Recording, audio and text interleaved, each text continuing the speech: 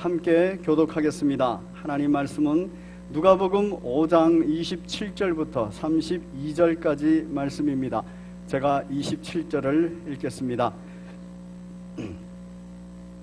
그 후에 예수께서 나가사 레위라 하는 세리가 세관에 앉아 있는 것을 보시고 나를 따르라 하시니, 레위가 예수를 위하여 자기 집에서 큰 잔치를 하니 세리와 다른 사람이 많이 함께 앉아 있는지라.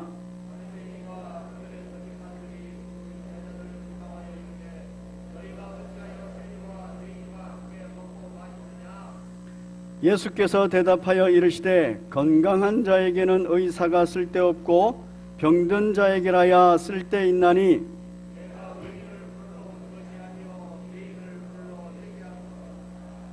아멘.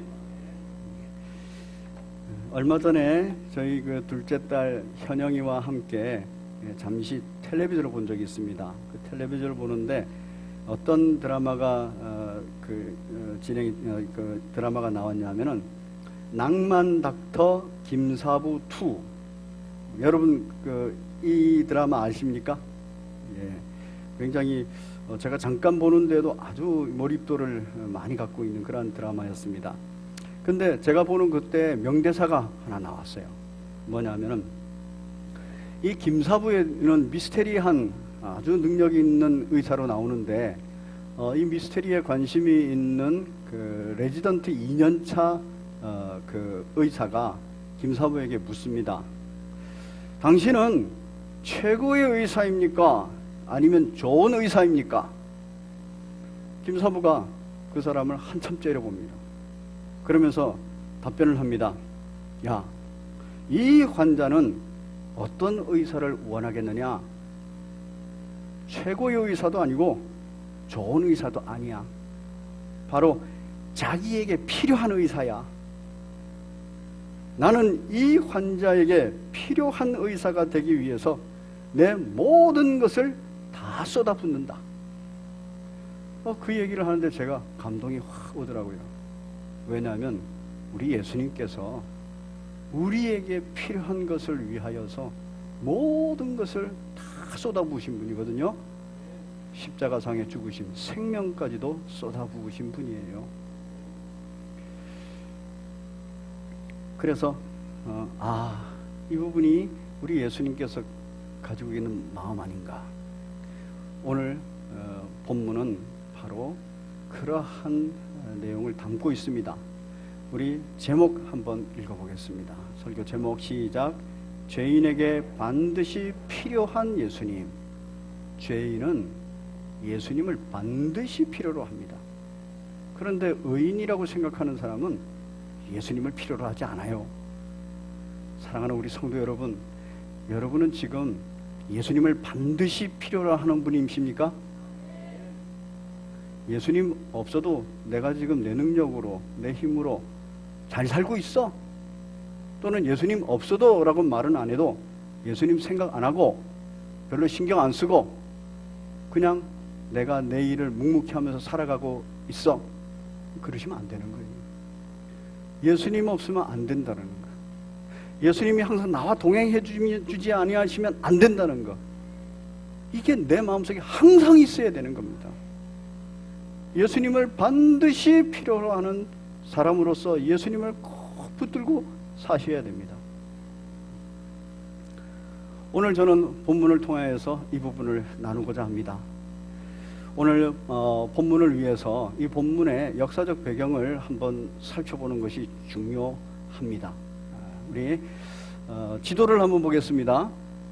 가나안 땅입니다. 이 가나안 땅은 초기에 예수님 당시 그 초기지요.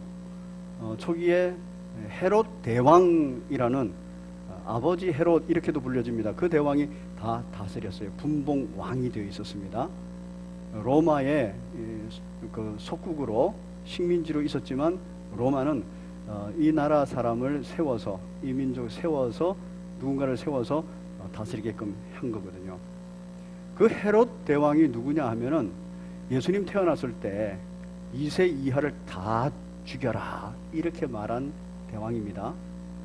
그는 이제 기록상 보면 AD 4년경 70세 나이로 죽습니다. 그가 죽고 나서 그 아들들이 각 땅을 이렇게 지역을 나누어서 분봉왕이 됩니다. 북쪽 갈릴리, 중앙의 사마리아, 중부의 사마리아, 남쪽의 유다, 이렇게 나누어집니다. 이렇게 나누어지는데 그 아들들 중에서 북쪽 갈릴리 지역은 헤롯 안티파스라는 아들이 통치를 하고요. 중부 사마리아 지역과 남부 유다 지역은 헤롯 아켈레오라는 사람이 통치를 합니다. 우리 마태복음 2장 한번 펴보시겠습니다. 마태복음 2장 19절입니다. 19절 같이 읽겠습니다. 시작. 헤롯이 죽은 후에 주의 사자가 애굽에서 요셉에게 현몽하여 이르되, 헤롯이 죽은 후에 여기 나오는 헤롯은 헤롯 대왕입니다.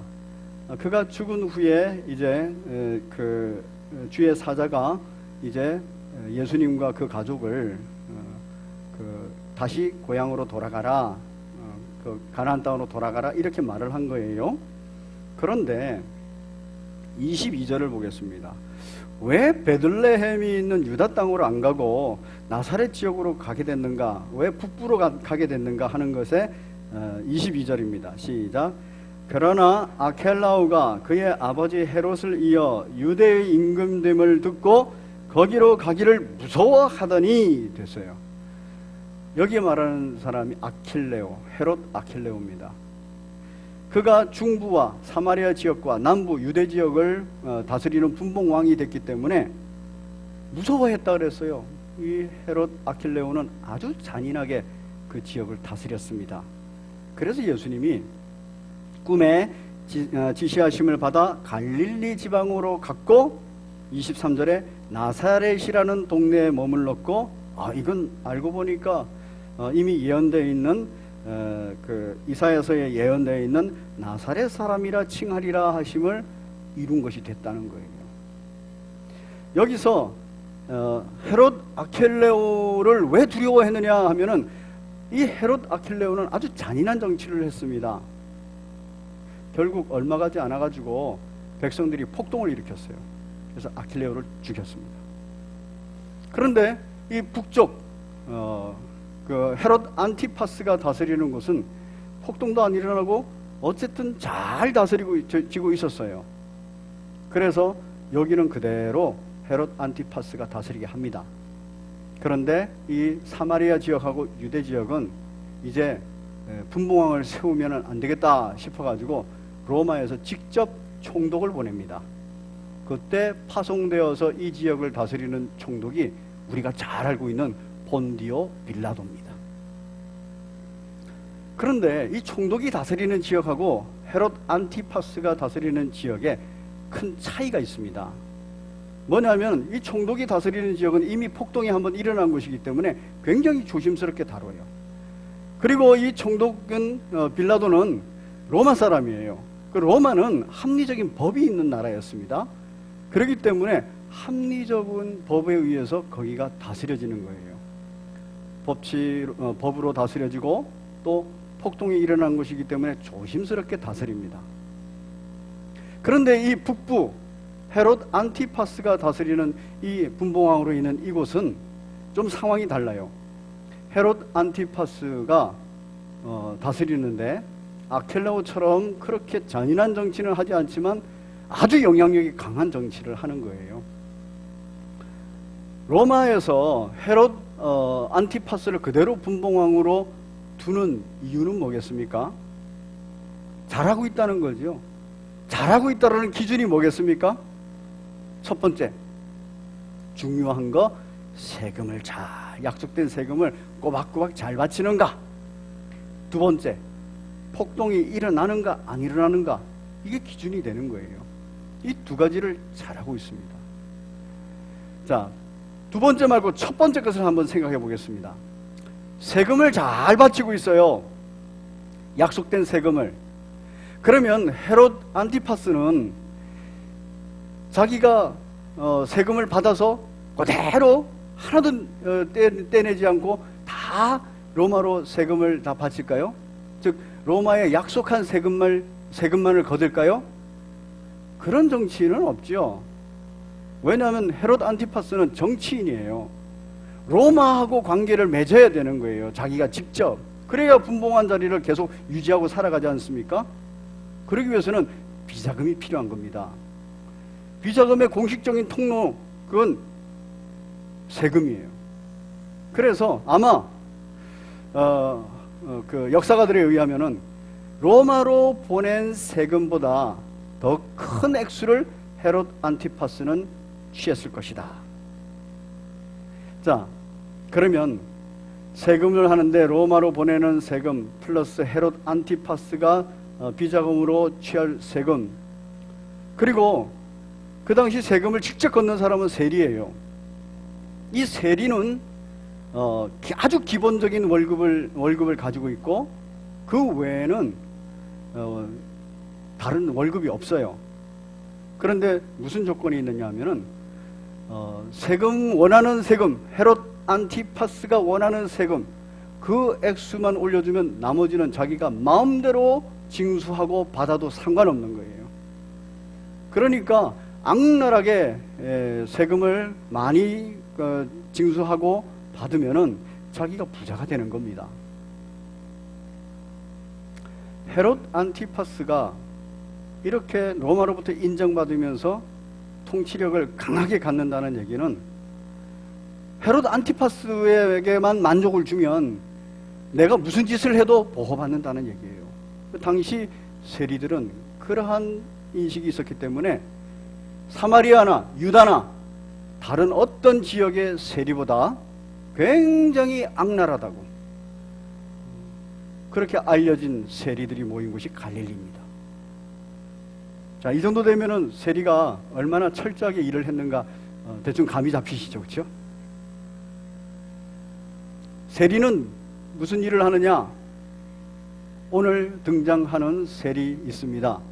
레위라는 이름의 세리예요. 이 레위라는 이름의 세리는 가버나움에 있는 사람입니다. 그래서 이 가버나움은 교통의 요충지예요.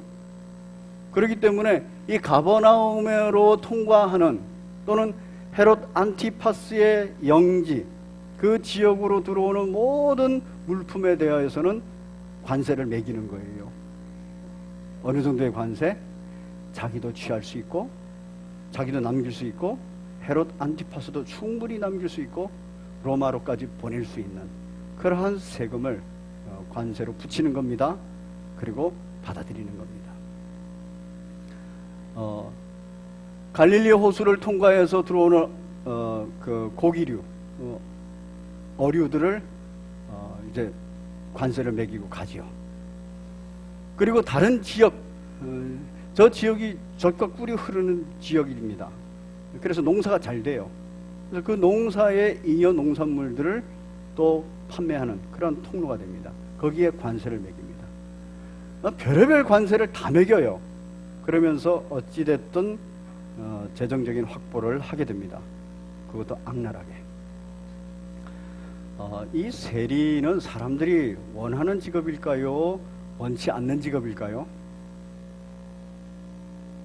아니, 돈 잘 벌고 그리고 권력도 갖고 있잖아요. 당신은 욕을 막 하면서도 불평불만을 하면서도 원하는 직업이에요. 우리가 일제강점기 때 일본놈 앞제비 욕을 실컷 하잖아요. 그런데도 그 피해를 입는 사람은 아이고 우리 가족 중에 저런 사람 하나 있어야 되는데 그런 생각하듯이 싫어하고 이렇게 불평하고 원망하고 막 비난하면서도 마음속에는 그렇게 하고 싶은 사람이 나 아니면 내가 정말 친한 사람, 내가 아는 친척, 형제 중에 있었으면 좋겠다 이런 생각을 갖는 겁니다. 그런데 이게 아무나 세리가 될 수 없어요. 세리는 이 오고 가는 물품에 대해서 세금을 매기기 때문에 여러 가지 언어에 능통해야 됩니다. 히브리어에 능통해야 되고 당시 백성들이 사용하는 아람어에 능통해야 되고 또 다른 나라 다른 지역에서 오는 외국에서 오는 사람들의 언어가 능통해야 되고 아주 기본적으로 헬라어가 능통해야 돼요. 이런 여러 가지 언어의 능력이 있어야 됩니다. 똑똑하다는 얘기죠. 두 번째로 세수에 강해야 돼요. 그 돈을 세도 계산 못하고 숫자를 세도 계산 못하고 이런 분이 있지 않습니까? 근데 그래서는 안 되는 거예요. 세금도 정확하게 계산해야 되고 몇 퍼센트를 매길지 정확하게 해야 되고 또 이 모든 것들이 세금을 얼마 정도 받아야 내가 여기서 내 걸 취하고 헤롯 안티파스가 충분히 취하고 로마까지 가는가, 이거 다 계산할 줄 알아야 돼요. 이 세수에 밝아야 되는 겁니다. 또 어떤 게 있어야 될까요? 이보다 더 중요한 거, 인간관계가 능통해야 돼요. 그래서 어느 라인에 서면 잘 될까 라인을 잘 소열해야 되고, 그 라인에 서가지고 내 위에 사람, 나를 끌어줄 사람한테 어떻게 아부를 해야 될까, 이런 것도 잘 알아야 돼요. 그리고 그걸 실행에 옮길 수 있는 뻔뻔함도 있어야 됩니다. 또 뭡니까? 세금을 징수해서 걷는 데 있어서 이 사람들이 어느 정도 수익까지만 거두면 폭동이 안 일어난다는 거, 이런 감도 잡아야 돼요.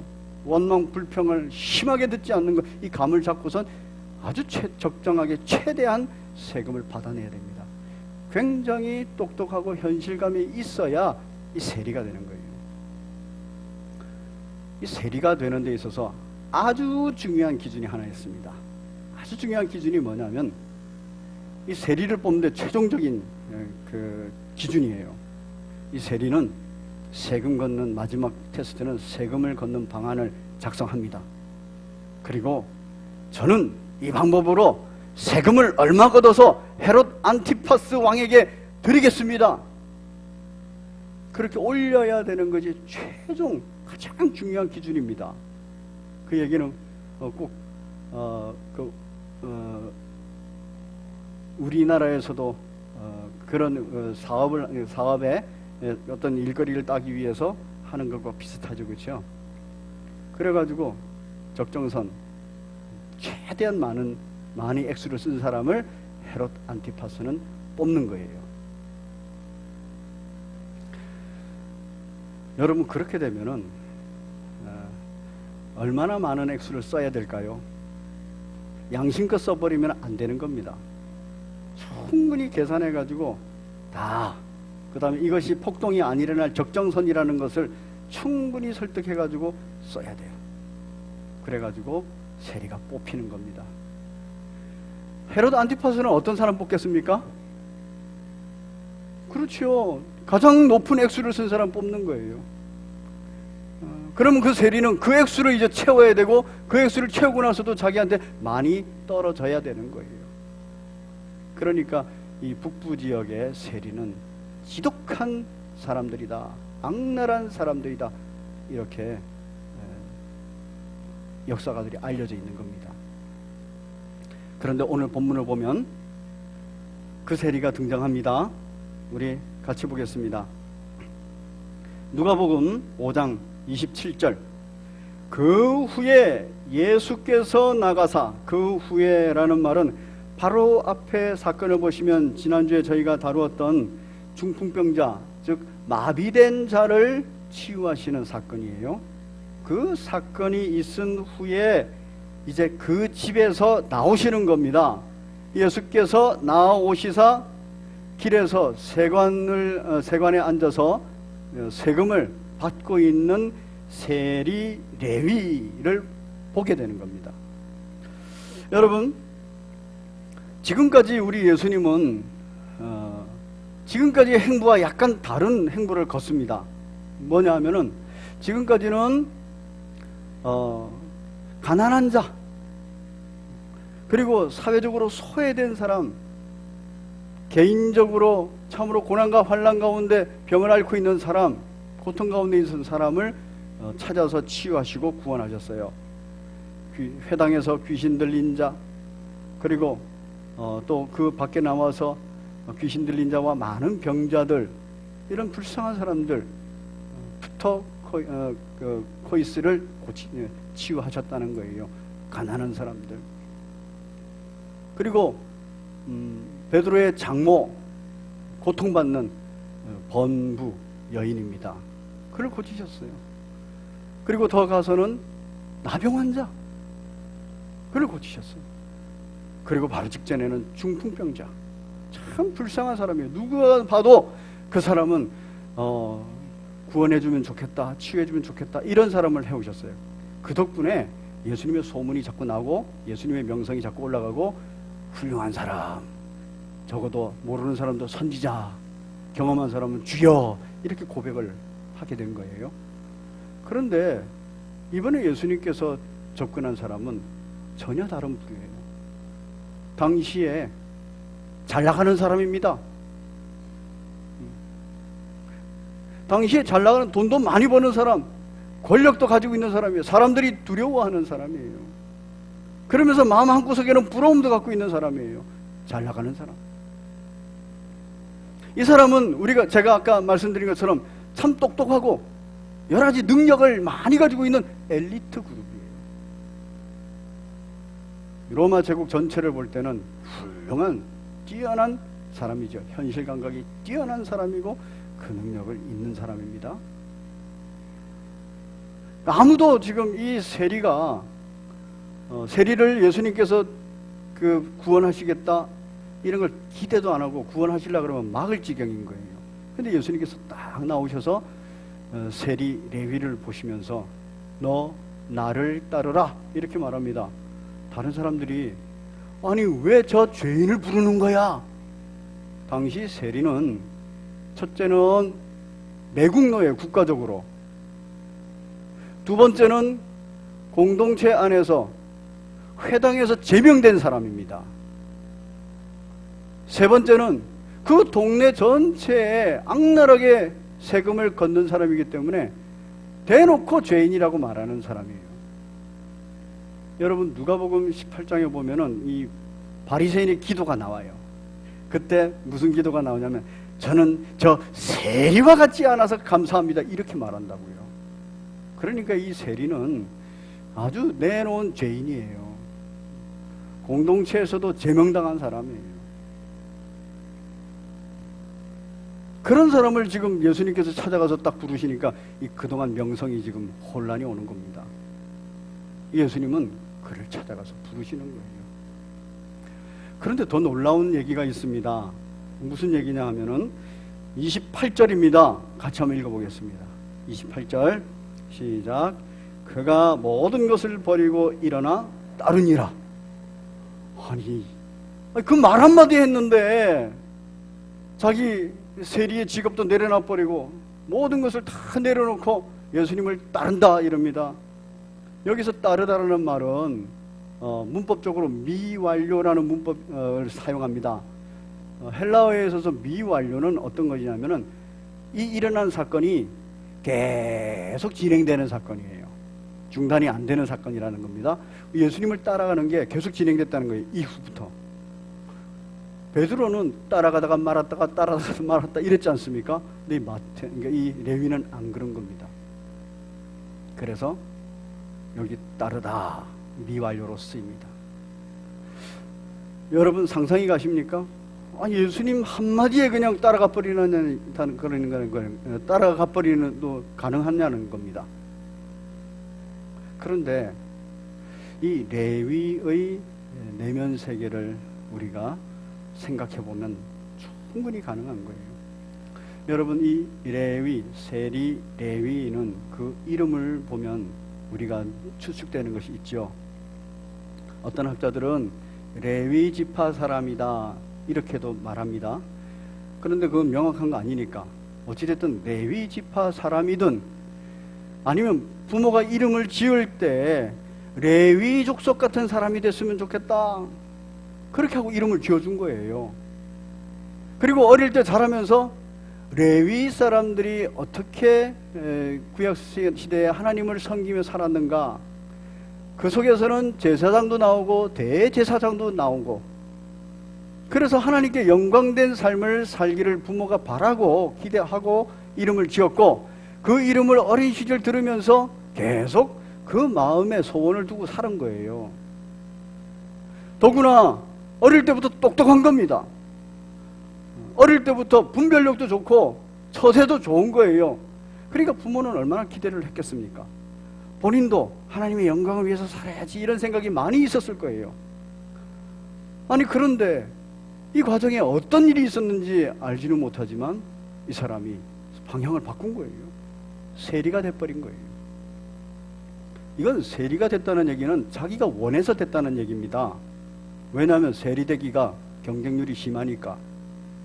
자기가 원해서 그게 된 거예요. 세리가 되어서 정말 재물도 많이 모으고 또 권력도 막 휘두르고 이렇게 살아갑니다. 그걸 위해서 국가적으로 매국노 소리를 듣고 또 공동체 안에서는 회당에서 제명당하는 그런 비참한 일이 있고 동네 사람들한테는 저 죄인 이런 소리를 뒤로 듣고 그런 거 감수하는 거예요. 돈을 모으고 권력을 휘두르는데 어느 순간에 자기 이름이 자꾸 레위라고 불려지는 것과 관련하여서 고민이 되는 겁니다. 부모도 원치 않는 삶, 자기도 어릴 때부터 이런 삶을 원치 않았던 거예요. 그런데 그런 생각을 하고 이제 그 관세를 받으러 나가고 이 세관에 나가면은 매일매일 출근하는 시간이 힘든 거예요. 그래서 마음속에 혼돈이 오는 겁니다. 이게 지금 맞나 틀리나. 그리고 마음속에 깊은 공허감이 찾아오는 거예요. 허전함, 의미를 발견 못하니까. 세 번째는 이 삶을 계속 살아야 되는가 하는 암흑 가운데 있게 되는 거예요. 흑암 가운데 놓이게 되는 겁니다. 그 고민이 심각해지는 겁니다.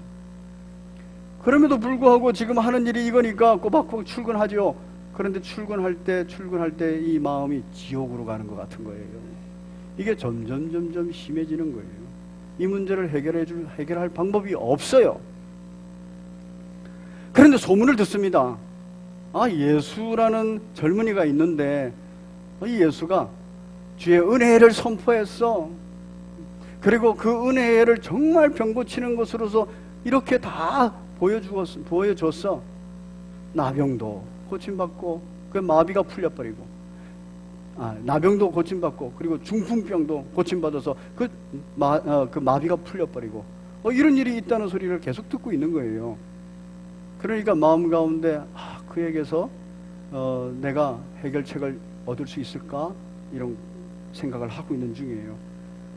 그런데 그 예수님이 바로 옆에 와서 가버나움에 와서 지금 바로 옆에 골목에 와서 지금 중풍병자 그 마비된 환자를 치유하신 거예요.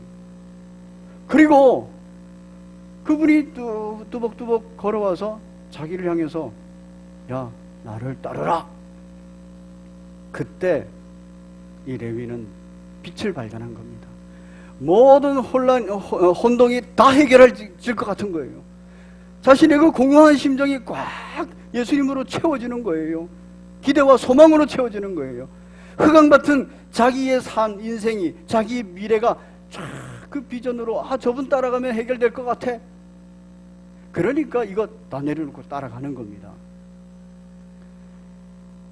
레위를 부르시는 하나님께서 그 레위의 마음의 과정들을 주셨고 이 과정을 예수님은 딱 한눈에 보신 거죠. 그리고 레위를 부르신 겁니다. 그리고 레위는 예수님을 따라가면서 예수님에 의해서 이름이 바뀌지요. 마태라는 이름으로 바뀝니다. 이 마태라는 이름은 마태복음을 기록한 마태예요. 예수님의 12제자에 속할 뿐만 아니라 마태복음을 기록한 마태입니다. 인생이 변한 거죠. 바뀐 겁니다. 마태복음에 보면 마태가 자기를 표현할 때 표현하는 내용이 있습니다. 우리 마태복음 10장을 같이 보겠습니다. 마태복음 10장 2절부터 예수님께서 12제자를 부르시는데 그 12제자의 이름이 나와요. 당시에 이름을 기록할 때는 이름만 쓰거나 또는 이 사람이 누구 가문의 아들인지 쓰거나 이 사람이 어느 지역 사람인지 이런 걸 나타냅니다. 그런데 그 마태는 조금 달라요. 우리 3절 같이 읽습니다. 2절에 보니까 12사도의 이름은 이러하니 하고 나오는데 3절 시작. 빌립과 바돌로메, 도마와 세리, 마태 됐습니다. 마태 자기 자신을 표현할 때 뭐라고 표현해요?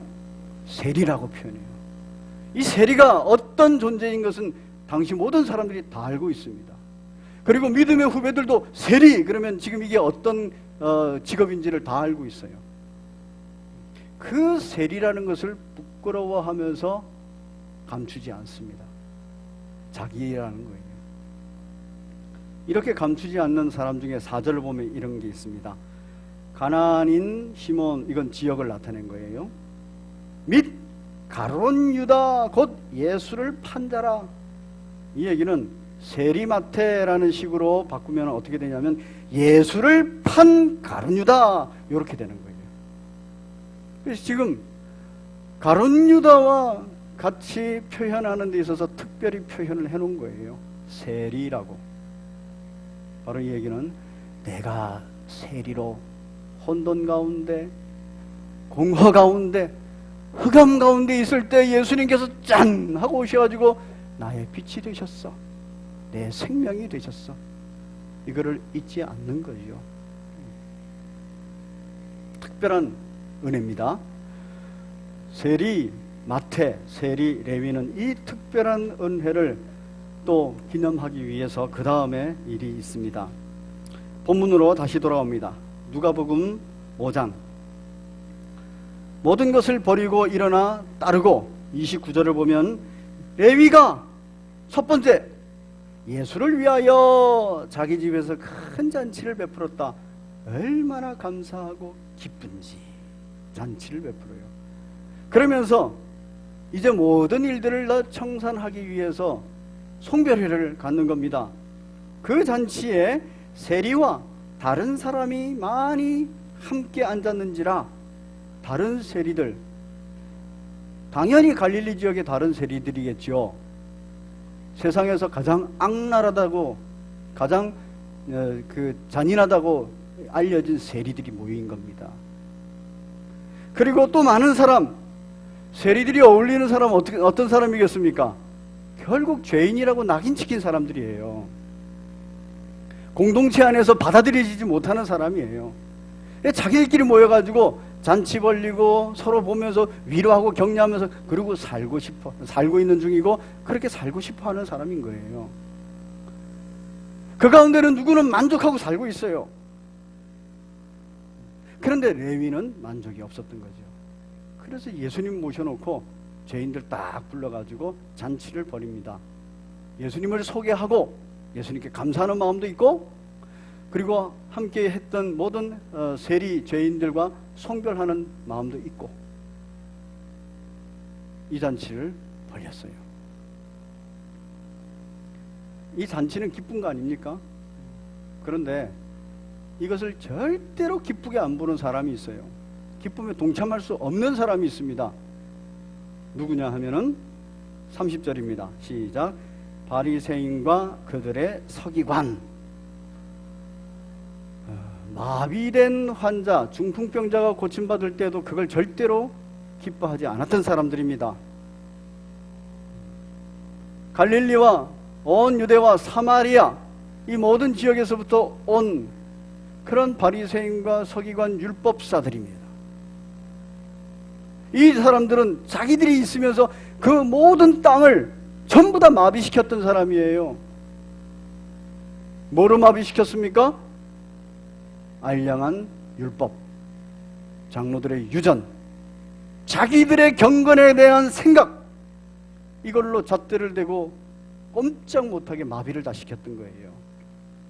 그런데 여기서도 잣대를 갖다 댑니다. 아니 저 죄인들하고 어떻게 같이 할 수 있어? 안 되는 거야. 잣대를 대면서 그 기쁨의 천국 잔치를 마비시키려고 하는 거예요. 예수님께서 그걸 딱 아신 거죠. 너 무슨 생각하고 있는지 안다. 너가 가지고 있는 세상의 지식, 세상의 경험, 알려면 율법으로 지금 이 하나님의 구원의 잔치를 마비시키려고 하고 있지. 너 하나님의 마음 모르는 거야. 하나님은 죄인을 불러서 회개시키는 마음, 그를 구원하고자 하는 마음이 있지, 너처럼 죄인을 정죄하고자 하는 마음이 있는 게 아니야. 하나님 앞에 모든 사람이 죄를 범하였음에 하나님의 영광에 이르지 못하는데, 너는 지금 너가 의인이라고 생각하고 너가 하나님의 영광 가운데 있다고 생각하고 있는데 그 착각이야. 나는 하나님께서 보내신 자로서 죄인을 구원하여서 회개시키게 하기 위해서 왔다. 그러니 이 레위가 앉아있고 또 많은 세리들이, 죄인들이 앉아있는 이 잔치가 하나님께서 원하시는 영혼 구원의 천국 잔치야, 이러면서 아주 강력하게 선포하신 겁니다. 아마 모르긴 몰라도 그 당시에 레위, 마태뿐만 아니라 거기에 모여있는 많은 세리들, 죄인들이 주의 영광 가운데서 구원받았지 않겠습니까? 주의 은혜를 맛보지 않았겠습니까? 천국이 선포되면서 천국이 임재, 천국의 현상이 내 속에서 확 일어나는 것으로 혼돈이 질서를 잡고 공허가 꽉 충만으로 채워지고, 그리고 흑암 같은 이 인생이 쫙 빛 가운데서 길이 열리지 않았겠습니까? 많은 사람이 거기에 구원이 있었을 겁니다. 예수님께서 말씀하시죠. 환자에게는, 병자에게는, 자기가 환자라고 생각하고 있고 병자라고 알고 있는 그 사람에게는 반드시 의원이 필요해. 필요한 의사가 있어. 죄 문제로 심각하게 고통하고 있는 그 모든 이에게는 죄 문제를 해결해 줄 수 있는 그 사람이 필요한 사람이야. 나는 그들의 필요한 사람이야. 그래서 예수님께서 레위에게, 많은 죄인들에게 필요한 의사가 되셔서 구원하시고 죄 문제를 해결하시고 그들에게 질서와 충만과 빛을 전해주신 겁니다. 여러분의 삶의 자리는 어떻습니까?